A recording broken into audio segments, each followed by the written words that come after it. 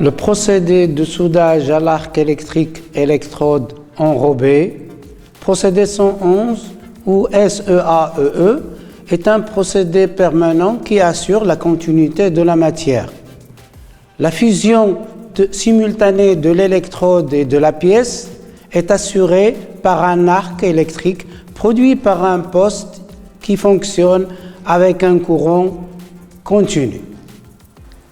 La fusion de l'électrode permet l'établissement de l'arc et son maintien. Son fusionnement dégage des gaz qui protègent le bain de fusion pendant le soudage. En solidification, le lithier protège le joint. L'électrode se compose de deux parties, une partie métallique appelée âme et une partie chimique appelée enrobage. C'est pour cela qu'on trouve des diversités d'enrobage. On peut dire qu'on trouve un enrobage acide, un enrobage basique, cellulosique et rutile. On parlera d'une polarité directe lorsque le pince porte-électrode est branché sur le pôle négatif et il est dite inverse si l'électrode est branchée sur le pôle positif. Lors du soudage, l'intensité doit être réglée suivant la formule diamètre moins 1 fois 60. Le procédé dégage de la fumée, de la chaleur et des éclairs. C'est pour cela qu'il faut porter des habits de protection, à savoir des gants, tabliers et casques. Après la partie théorique, on va commencer la partie pratique, c'est-à-dire la réalisation de pièces en gouttière, position PA, FW. On va partir de la matière première, celle-là, pour arriver à ça. Pour la matière première, on aura besoin des plats. Alors, une plat horizontal, il faut la blanchir à blanc, d'accord, de dimension 350 mm par 100 mm par 6 mm. Ça, c'est la pièce horizontale. La pièce verticale, qui sera verticale comme ça. La pièce verticale, il faut meuler seulement les parties qu'on va souder et le champ. Les dimensions seront les mêmes. 350 de longueur, 50 mm de largeur et 6 mm de l'épaisseur.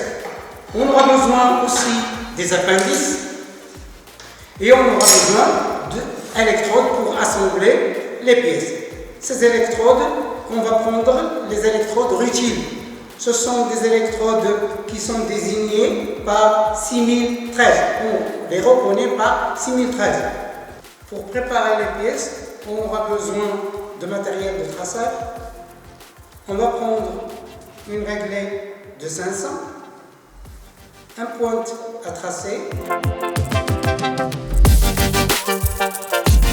Avoir choisi le diamètre de l'électrode avec lequel on va pointer et souder, il faut régler le paramètre de soudage. C'est l'intensité de soudage. Allumer le poste et régler l'intensité de soudage de façon à avoir 150 ampères. Après avoir réglé l'intensité, il faut brancher les câbles. Alors on a la pince porte-électrode et le pince prise de masse. On va brancher pince porte-électrode sur le pôle négatif, c'est le branchement direct, et la masse sur le pôle positif. Un simple tour, comme ça, on a branché notre poste et il faut monter l'électrode. Voilà, on monte l'électrode et voilà, notre poste est prêt pour le pointage. Après avoir allumé le poste, il faut amorcer l'arc. Un simple frottement d'électrode permet d'établir l'arc et puis aller vers la pièce pour souder, pour pointer la pièce. Voilà, on pointe la pièce, voilà, de ce côté.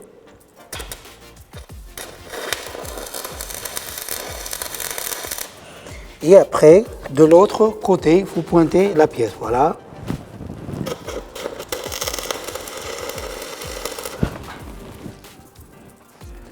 Posez le pince porte-électrode sur le crochet. Enlevez le matériel dont on n'a pas besoin. Et il faut positionner notre pièce. On va la positionner de façon à avoir la forme en gouttière. Tenir droit par l'intermédiaire d'une cornière. On positionne notre pièce. Voilà. Et il faut pointer la pièce pour l'immobiliser. On va prendre un simple mouvement. Voilà.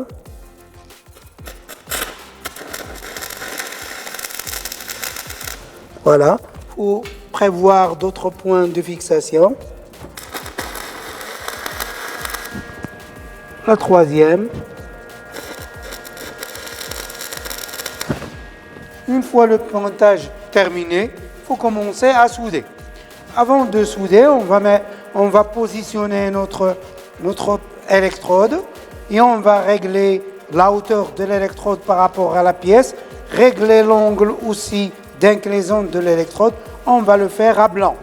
Éteindre le poste et puis il faut maintenir l'électrode entre les deux pièces, ça veut dire à un angle de 45, puis incliner vers un angle de 60, de façon à ce que le laitier ne devance pas. Parce que si on laisse l'électrode perpendiculaire, on risque que le laitier ne devancer, donc il risque d'avoir des défauts d'inclusion de soudure. Donc qu'est-ce qu'on va faire? On va allumer le poste et on va commencer notre soude.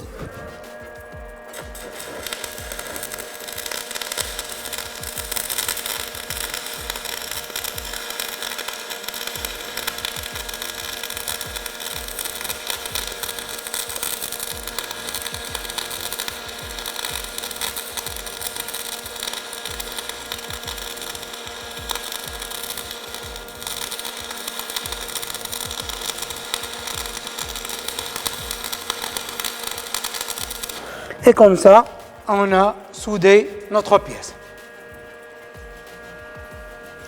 Raccrochez le pince.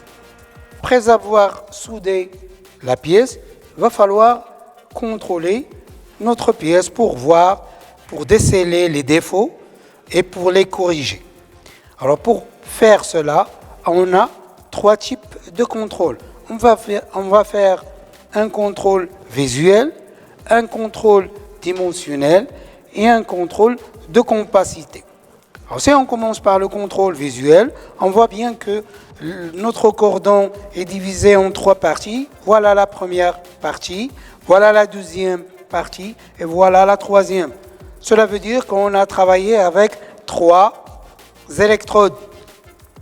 Et ici, il y a la reprise. C'est une bonne reprise, mais il va falloir l'améliorer.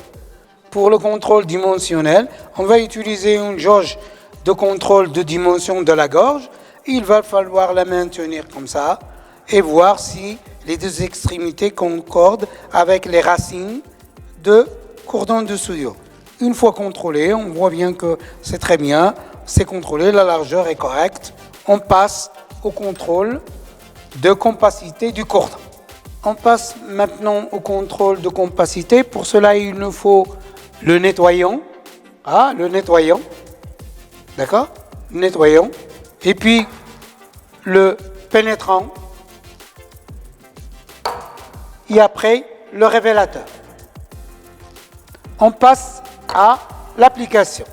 Maintenant, il faut soulever la pièce et il faut que le côté de la pièce bloque un petit peu la trajectoire de gaz dégagé de la pièce pour se protéger des gaz qui vont se projeter de la pièce et pour ne pas être dans la trajectoire de projectile.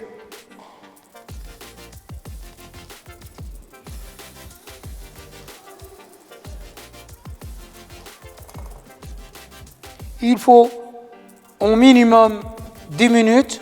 Il faut laisser le nettoyant minimum 10 minutes à 30 minutes pour nettoyer la pièce. Et après, il faut appliquer le pénétrant. Après, voilà 10 minutes passées, on va appliquer le pénétrant.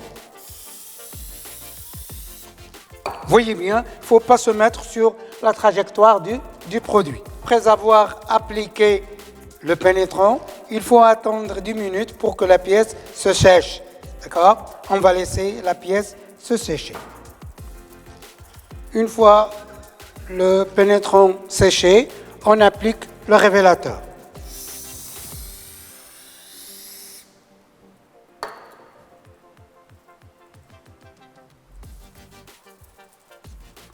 Il faut attendre encore 2 minutes pour que le révélateur nous révèle s'il y a des fissurations.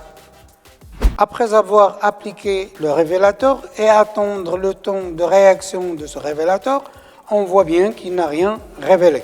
Donc, il n'y a pas de fissuration sur notre soudure.